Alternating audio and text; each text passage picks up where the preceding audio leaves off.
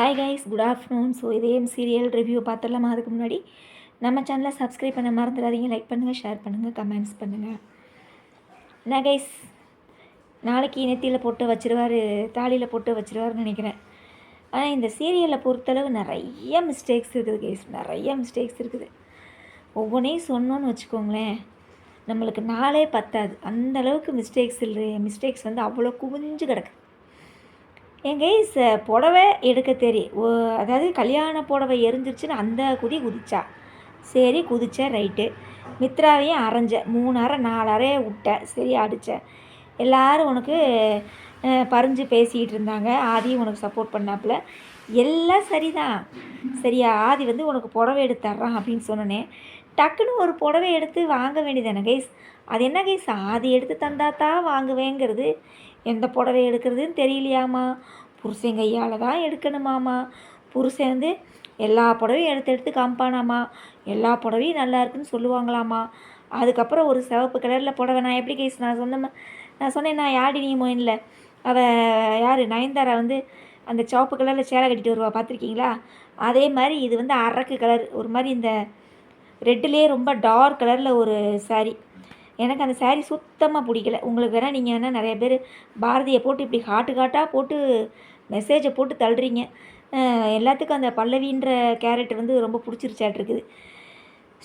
எனக்கு சுத்தமாக ஆரம்பத்துலேருந்தே பிடிக்கல கைஸ். அப்போனா சொன்னோன்னா ஜனனி இருந்தால் தான் இந்த சீரியல் வந்து சூப்பராக இருக்கும். அது நடக்காதுங்கிறது எனக்கு தெரியும் தான். இருந்தாலும் எங்களுக்கு இந்த அம்மாவை வந்து நாங்கள் ஹீரோயினாக ஏற்றுக்கிறேன் மனசு எனக்கு இல்லைப்பா. உங்களுக்கு இருந்தால் நீங்கள் ஏற்றுக்கங்கப்பா, சரியா? ஸோ அதுக்கப்புறம் வந்து அப்போ அது எப்படி கைஸ், ஒரு புடவை கட்டியிருக்கா, அந்த புடவையை போய் மாற்றிட்டு வரேன்ட்டு போகிறா. அப்போ அந்த கட்டின புடவை எங்கே, கையில் கவர் எங்கே?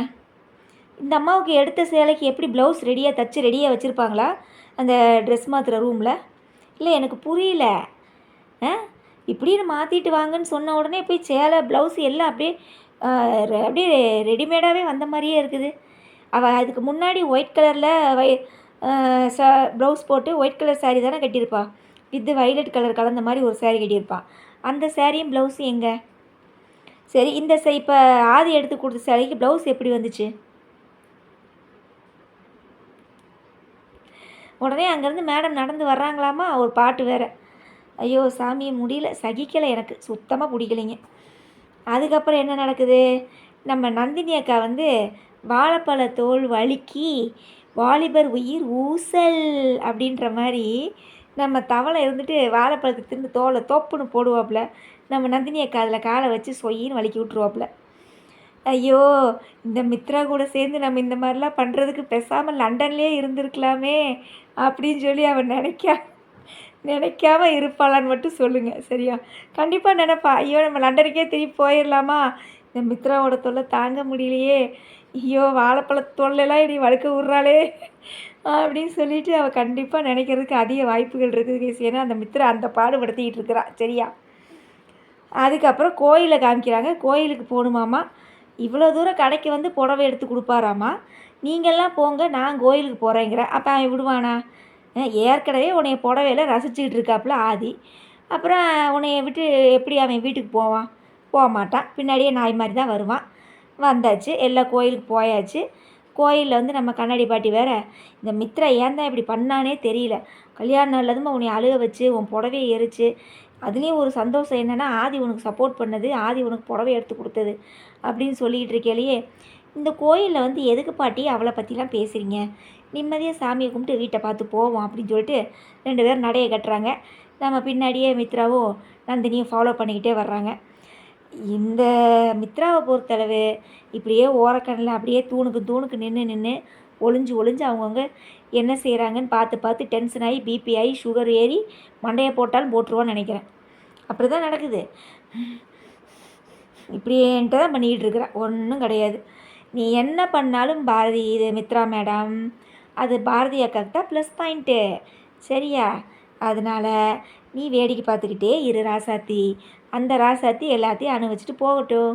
நீ டாட்டா பை சொல்லிவிட்டு செவனேன்னு உங்கள் அண்ணன் கூட போய் உட்காந்து, சரியா, ஆஃபீஸை பார்க்குற வழியப்பார். இல்லைன்னா இன்னொருத்தன் அத்தை பையன் சொல்லிவிட்டு ஊர்லேருந்து இறங்கியிருக்கான் பார் விக்கி, அந்த விக்கியை கட்டிக்கிட்டு போய் வாழ். அப்படித்தான் இருக்குது. அது விக்கி வந்தான், ஒரே ஒரு நாள் வந்தான், அதுக்கப்புறம் விக்கிக்கிட்டே போயிட்டானாட்டிருக்கு, சீரியலை விட்டு ஆளையே காணோம். அப்புறம் இந்த தவளை வந்து கொஞ்ச நாள் ஆளையே காணோம், இப்போ மறுபடியும் வந்துட்டாப்புல. திலகா பாட்டி கொஞ்ச நாளைக்கு ஆளையே காணோம், அந்த அம்மாவும் வந்துருச்சு. எல்லாம் இந்த சீரியலில் வந்து போயிட்டு போயிட்டு வர்றாங்க. அப்புறம் கோயிலில் வந்து தாலியில் பொட்டு வைக்கணும். இந்த தாலியில் பொட்டு வைக்கிற விஷயம் ஆதிக்கு எப்படி தெரிஞ்சது? நல்லா நீங்கள் நோட் பண்ணிக்கோங்க கைஸ். அந்த புள்ள வந்து யார், தமிழ் வந்து அவங்க அம்மாவோட ஆசையை நிறைவேற்றணும்னு சொல்லி ஒரு பிளான் போடுறாப்புல கோயிலில் வந்து. அப்போ கண்ணை மூடிட்டு போய் போடுற அந்த இதில் வந்து பொட்டை வச்சோம்னா நினச்சது நடக்கும்னு சொல்லி ஒரு ட்ராமா க்ரியேட் பண்ணுறாப்புல. அதுக்கு வந்து நம்ம தமிழ் இது ஆதி பாட்டியும் தமிழும் வந்து பாரதிக்கிட்ட வந்து பர்மிஷன் கேட்குறாங்க. உடனே நம்ம பாரதி என்னதுக்கு முதல்ல பர்மிஷன் கொடுத்துருக்கு, அதெல்லாம் வேண்டாம், ஏதாவது பிரச்சனை ஆகிற போகுது அப்படின்னு சொல்லி வேண்டான்னு சொல்கிறாப்புல. புள்ள வந்து நம்மளுக்காக செய்யுதே அப்படின்ற எண்ணமே அவளுக்கு கிடையாது சுத்தமாக. சரியா, புள்ள நம்மளுக்காக தான் செய்யுது, நம்ம ஆசைப்பட்டது தானே அந்த புள்ள நிறைவேற்றுன்னு நினைக்கிது, ஓகே சொல்லிட்டு போயேன். இதில் ஏதாவது பிரச்சனை வந்துடும் ஏதோ வந்துடும் இந்த அம்மா எதுக்கு யோசிக்குது? அந்த புள்ள தான் எந்த பிரச்சனையும் வராது, நானும் பாட்டியும் பார்த்துக்குறோங்குது. அதுக்கு மேலே இந்த அம்மாவுக்கு என்ன பிரச்சனையாம்மா? உனக்கு பின்னாடி பிரச்சனை தலை மேலே தலையை விரித்து போட்டு ஆடிக்கிட்டு இருக்குது. இந்த கோயிலில் இந்த புள்ள செய்கிறதுல இந்த அம்மாவுக்கு பிரச்சனை வந்துருமாம்மா, வெங்காயம். அதுக்கப்புறம் நம்ம ஆதியும் வர்றாப்புல. கரெக்டாக பாட்டி வந்து கண்ணை மூடிட்டு பொட்டு வைக்கல, ஆதியும் தவளையும் வருவாங்களாமா, இவங்க செய்கிறதான் பார்ப்பாங்களாமா. உடனே வந்து தமிழ்கிட்ட கேட்பாங்களாமா. தமிழ் வந்துட்டு எல்லாத்தையும் சொல்லுவாளாமா, இந்த மாதிரி இந்த கோயிலில் வந்து இந்த மாதிரி ஒன்று இருக்குது, இந்த மாதிரி கண்ணை மூடிட்டு பொட்டை வச்சா நினச்சலாம் நடக்கும் அப்படின்னு சொன்னோடனே, பரவாயில்லையே தமிழ், நீ எல்லா விஷயம் தெரிஞ்சு வச்சுருக்கே அப்படின்னு சொல்லி பாராட்டுறாப்புல. அதுக்கப்புறம் நீங்களும் ஏதாவது வைக்கிறீங்களா, உங்களுக்கு ஏதாவது இந்த மாதிரி ஆசை நிறைவேறாத ஆசை இருக்கா அப்படின்னு சொல்லி கேட்கணும். எனக்கு அந்த மாதிரிலாம் எதுவும் கிடையாது, நான் பொட்டெல்லாம் வைக்கல அப்படின்னோடனே மூஞ்சி அப்செட் ஆகி போயிடுது. யார், தமிழ் மூஞ்சி. அதுக்கப்புறம் என்ன நடக்குது, அப்படியே சுற்றி முற்றி பார்க்குறாப்புல. இவருக்கு தான் இப்போ பாரதி மேலே மோகம் அதிகமாகி போச்சே, சரியா, அதனால் பாரதியை தேடுறாப்புல. இந்த அம்மா ஒன்று இப்படி செயினை பிடிச்சிக்கிட்டு அப்படியே பயந்த மாதிரி நடிச்சிக்கிட்டு இருக்காப்புல.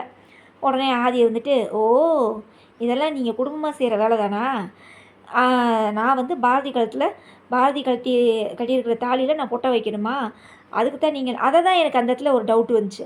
அதாவது பொட்டு வைக்கலான்னு தான் சரி, அந்த பொட்டை வந்து தாலியில் தான் வைக்கணுங்கிற விஷயம் இவனுக்கு எப்படி தெரிஞ்சது?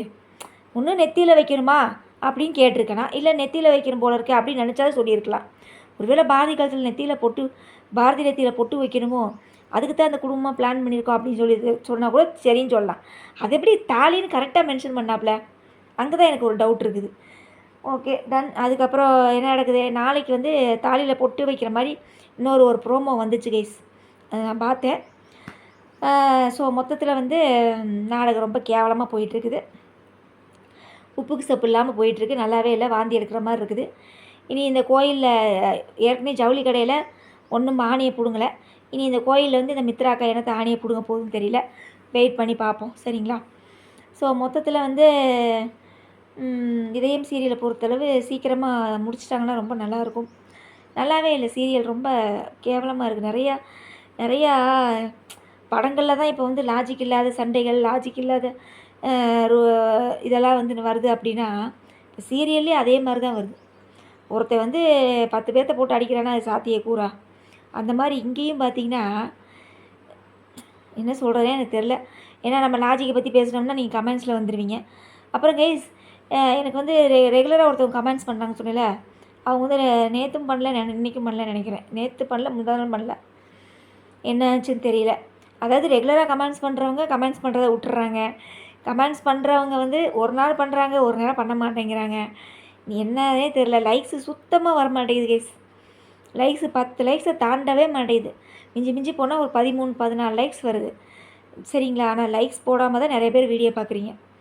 ஏன்னா உள்ளே போய் நான் சேனல்லாம் செக் பண்ணும்போது இத்தனை லைக்ஸ் வருது, இத்தனை பேர் லைக்ஸ் போடாமல் பார்க்குறாங்கன்னு டீட்டெயிலாக வரும்போது ரொம்ப பார்க்கும்போது மனசு ரொம்ப கஷ்டமாக இருக்குது. நம்ம சிரமப்பட்டு நம்ம சீரியல் பார்த்து நம்ம போடுறோம், அது ஒரு லைக்ஸ் பட்டன் தட்டுறதுனால நீங்கள் என்ன ஆயிரப்போகுது கைஸ், ஒரு லைக்ஸ் பட்டனை தட்டுங்களேன், ஒரு சந்தோஷமாக இருக்கும், ஒரு மோட்டிவேஷனாக இருக்கும் ப்ளீஸ்.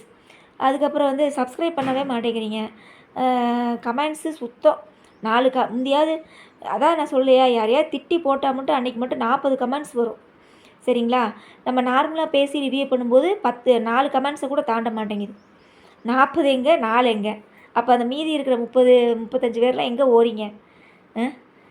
ஒன்றுமே புரியல. ஓகே, மற்ற சீரியல் கார்த்திகை தீபம் என்னாச்சு கைஸ்? ரேவதி அக்கா மாட்டிக்கிட்டாளா? புருஷன் சொன்னதை மீறி இந்த அம்மாவுக்கு அப்படி என்ன வெளியில் போகிற ஒரு பழக்கம்? அது தூங்குற மாதிரி அவன் கார்த்தி அவ்வளோ தூரம் சொல்கிறான். அதாவது இவருக்கு ரேவதிக்கு வந்து என்ன ஒரு பட்டம் கொடுக்கலாம் தெரியுமா? புருஷன் பேச்சை கேட்காத பொண்டாட்டி அப்படின்னு சொல்லி ஒரு பட்டம் கொடுக்கலாம். அதான் உண்மை. புருஷங்காரன் எதுக்கு சொல்லுவான்? நல்லதுக்கு தான் சொல்லுவான். இன்றைக்கி இந்த மாதிரி உனக்கு வந்து ஒரு கண்டம் இருக்குது, இந்த மாதிரி ஒரு சுச்சுவேஷன் இருக்குது, நீ எங்கேயும் வெளியே போகாத ரேவதின்னு சொல்லிட்டு போகிறான். அடங்கி வீட்டில் இருக்கணுமா இல்லையா? அடங்காதவ போய் மாட்டிக்கிட்டு மறுபடியும் இந்த கார்த்திகை தான் நொச்சுன்னு தொந்தரவு பண்ணி அவன் தான் வந்து காப்பாற்றிட்டு இருக்கிறான். கேவலம் பிடிச்சவன். அடங்கி வீட்டில் இருக்க வேண்டியதானே? புருஷன் சொல்ல கேட்காதவன் நீ எல்லாம் என்ன ஒரு பொம்பளை? நீ தான் என்ன ஒரு பொம்பளைன்னு நாங்களும் கேட்குறோம். ஏங்க மிஸ்ஸஸ் ரேவதி அவர்களே, சாரி ரேவதி கார்த்திக் அவர்களே, மாற்றி சொல்லிட்டேனா? ரேவதி கார்த்திக் அவர்களே, அவன் சொல்கிறான் அவ்வளோ தூரம் வீட்டில் இரு, பிரச்சனை இருக்குது, உனக்கு இந்த மாதிரி சுச்சுவேஷன் இருக்குது அப்படின்னு சொல்கிறான். உடனே அவங்க அக்கா கிட்டே வந்து படுக்கிற மாதிரி செட்டப் பண்ணிவிட்டு இந்த அம்மா போகுமாம்மா, அதை காவலுக்கு வந்து அவங்க அக்கா காரி நிற்க வச்சுட்டு போவாளாமா. இப்போ நீ என்ன பண்ண ராசாத்தி? போய் மாட்டிக்கிட்டியா? நீ உன் புருஷை வந்து காப்பாற்றணும். இதே பொழப்பு தானே தான். கேவலம் முடிச்ச நாடகம் கார்த்திகை தீபம். அதுக்கப்புறம் வேறு என்ன சீரியல்? என்ன பண்ணுற? பாரு, நான் பெற்றது வரும் ஃப்ரிட்ஜ்லேருந்து எடுத்து பீனட் பட்டர் எடுத்து சாப்பிட்ருக்கு. ஐயோ சாமி. அதுக்கப்புறம் வேறு என்ன சீரியல்? வாரிசு. என்ன கேஸ்? மீனா ரொம்ப ஓவராக பண்ணுற மாதிரி இருக்குது. தமிழை வேலையே செய்ய விட மாட்டேங்கிறா. ஐயோ சாமி. சும்மா இல்லாமல் அந்த வெள்ளை சட்டைக்காரனும் அவன் பொண்டாட்டியும் வந்து மீனா கிட்ட வத்தி வச்சதும் போதும் தமிழை இந்த அம்மா வேலையே செய்ய விட மாட்டேங்குது. அங்கே வேறு ஜனாமாவும் சிபியும் ஏதோ ப்ராஜெக்ட் ப்ரெசன்டேஷனுக்காக வெயிட் பண்ணிகிட்டு இருக்கிறாங்க. இதில் மீனாக இருந்துட்டு என்னைய கொண்டு போய் வீட்டில் விட்டுட்டு தான் நீ ஆஃபீஸுக்கு போகணுன்னு சொல்லி நிற்கிறாப்புல. என்ன செய்ய காத்திருக்கான்னு தெரியல இந்த தமிழ். ஸோ வாரிசு சீரியல் இந்த மாதிரி போயிட்டுருக்குது. அப்புறம் அண்ணாமலை குடும்பம் அது ஒரு ட்ராக்கில் போயிட்டுருக்குது. அப்புறம் மற்ற சீரியல்லாம் நான் எந்த ப்ரிவியூ எதுவுமே பார்க்கல கைஸ். பார்த்தாலுமே அது எனக்கு ஒன்றுமே புரிய மாட்டேங்குது. கதை பார்த்தா தான் நம்ம எதாவது சொல்ல முடியும். நம்ம தான் எதுவுமே பார்க்குறதே இல்லை. அப்புறம் எப்படி நான் ரிவ்யூ போட முடியும் சொல்லுங்கள்? ஸோ அதுக்கப்புறம் வேறு என்ன? ஸோ மொத்தத்தில் இதயம் சீரியல் வேஸ்ட் ஆஃப் டைம், ரொம்ப கேவலமாக இருக்குது. இப்போ மறுபடியும் இந்த மித்ரா வந்து கோயிலில் என்ன செய்ய காத்திருக்கான்னு தெரியல. வெயிட் பண்ணி பார்ப்போம். ஆனால் எனக்கு தெரிஞ்சு கோயிலில் எதுவும் செய்யாத மாதிரி தான் எனக்கு தோணுது கைஸ். ஏன்னா இவன் ஜவுளி கடையிலே எதுவும் பண்ணவே இல்லை, கோயிலே எதுவும் பண்ண மாட்டான்னு தான் நினைக்கிறேன். ஏன்னா அவள் தான் தாலியை நீட்டி அவன் பொட்டை வைக்கிறானே, இப்படி தாலியில் பொட்டை வைக்கிறானே. அப்போ இவன் நினச்சதெல்லாம் நடந்துருச்சு. கல்யாண நாளைக்கு புருஷன் கையால் நெத்தியில் பொட்டுவாங்கன்னு நினச்சா வச்சாச்சு.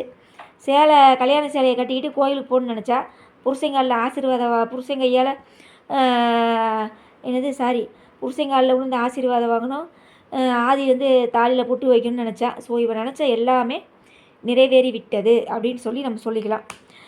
ஸோ எங்களை பொறுத்தளவு, என்னையை பொறுத்தளவு இந்த இடத்துலலாம் வந்து நம்ம ஜனனி நடிச்சிருந்தா நாடகம் இன்னும் வேறு லெவலாக இருந்திருக்கும்.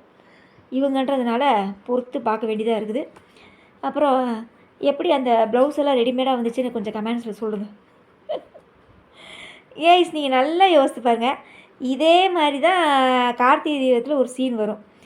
ரேவதி போய் ஜவுளி கடையில் ட்ரெஸ் எடுக்க போகும்போது இந்த மாதிரி ஒரு சீன் வரும். அதனால தான் ரேவதி போய் மாட்டுவாள். அதே இந்த இதயம் சீரியலில் மட்டும் இந்த அம்மா போய் எப்படி அந்த ரூமில் போய் சேலையை மாட்டிட்டு வருவாளாமா? அப்போ அதே மாதிரியே இருக்காதா? என்னங்கண்ணா உங்கள் நியாயம்? கார்த்திகை தீபத்தில் மட்டும் அந்த மாதிரி நடக்குமாமா, இதயம் சீரியலில் மட்டும் நடக்காதா? கேட்கணுங்களா கைஸ்? நான் கேட்குறது கரெக்டாக இல்லையா? சரி ஓகேப்பா. கண்டிப்பாக உங்களோட நிறை குறைகளை கண்டிப்பாக கமெண்ட்ஸ் சொல்லுங்கள். கண்டிப்பாக கமெண்ட்ஸ் போடுங்க. ப்ளீஸ் லைக்ஸ் பண்ணுங்கள். தயவு செஞ்சு லைக்ஸ் பண்ணுங்கள். சப்ஸ்கிரைப் பண்ணுங்கள். சரிங்களா? Thank you guys. நாளைக்கு பார்க்கலாம். ஓகே.